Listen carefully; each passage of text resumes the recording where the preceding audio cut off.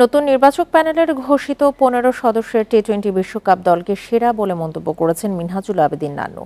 তবে রিজার্ভ তালিকায় আফিফ হাসানের সঙ্গে আরও একজন থাকলে সুবিধা বাড়ত, মত সাবেক প্রধান নির্বাচকের। 5 গ্রুপে 20 দলের 55 ম্যাচ।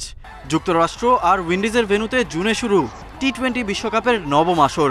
এক মাসের লড়াই নিয়ে চলবে বাকযুদ্ধ আর বিশ্লেষণ। বিশ্ব আসর শুরুর মাত্র 16 দিন আগে 15 সদস্যের দল ঘোষণা বাংলাদেশের।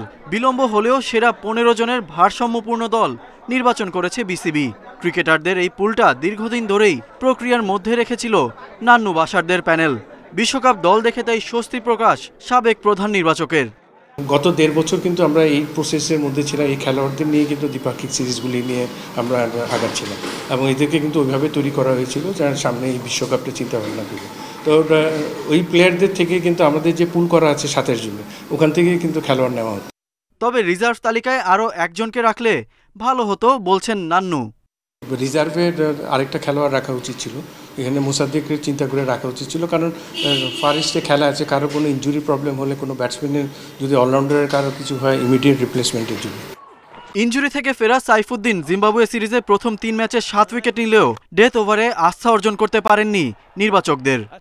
তো ডেথ ওভারে ওর থেকে ভালো কিছু দেখতে পারেনি। তো আমার মনে হয় ওই জায়গায় গিয়ে হয়তো তানজিম সাকিবের থেকে হয়তো পিছিয়ে পড়েছে।